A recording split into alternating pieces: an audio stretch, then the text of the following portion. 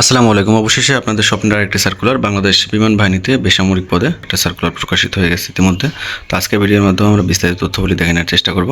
তো আপনারা যদি কেউ আমার মাধ্যমে আবেদন করতে চান এবং বিমান বাহিনী বেসামরিক পদের আপডেট চূড়ান্ত সাজেশনের প্রয়োজন হয়, আপনারা চাইলে স্ক্রিনে দেওয়া হোয়াটসঅ্যাপ নম্বরে যোগাযোগ করে সাজেশনটি সংগ্রহ করতে পারেন।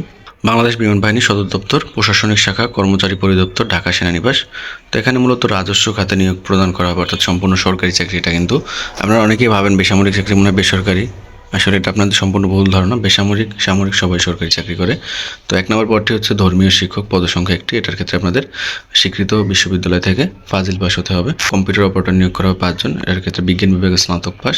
এটা হচ্ছে ৬০ মুদ্রাক্ষরিক কাম কম্পিউটার অপারেটর ৩ জন। এটার ক্ষেত্রে এইচএসসি পাস এবং আপনাদের মূলত সংশ্লিষ্ট বিষয় পারদর্শী হতে হবে, অর্থাৎ ৬০ লিপিতে। এরপর হচ্ছে লাইব্রেরিয়ান নিয়োগ করা হবে ১ জন। এটার ক্ষেত্রে আপনাদের লাইব্রেরি সায়েন্সের ডিপ্লোমাধারী হতে হবে।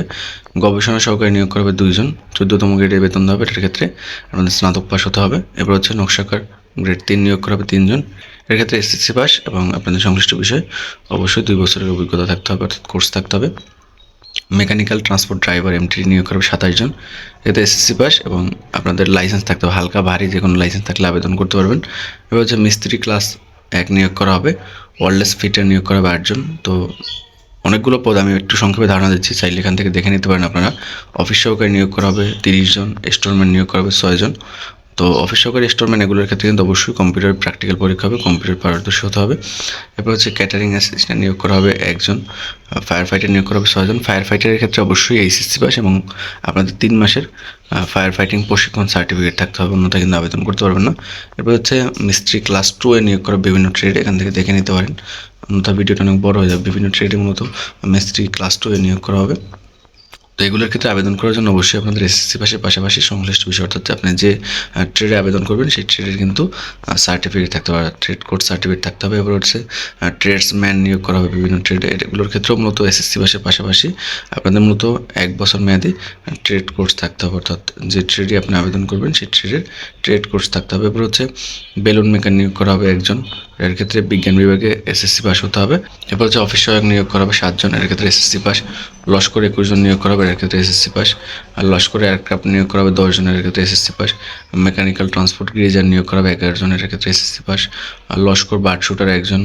এবার হচ্ছে লস্কর ফায়ার ফাইটার নিয়োগ করা হবে ২ জন। এরপর হচ্ছে লস্কর এন্ট্রি ম্যালি নিয়োগ করা হবে ৪ জন।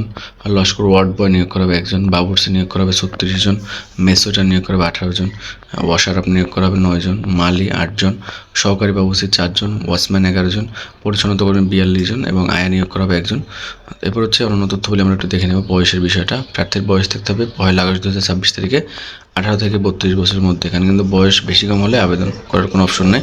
আপনাদের মূলত অনলাইন আবেদন করতে হবে। অনলাইন আবেদনের লিঙ্কটি হলো joineairforceship.bf.mil.bd। এই ওয়েবসাইটে প্রবেশ করে আবেদন করতে হবে। আবেদন শুরু হবে ২রা আগস্ট ২০২৬ সকাল ১০টা। আবেদন শেষ হবে ২২ আগস্ট ২০২৬ বিকেল ৫টায়। তো কেউ আমার মাধ্যমে আবেদন করতে চাইলে অবশ্যই আপনার চাইলে আমার সাথে যোগাযোগ করতে পারেন।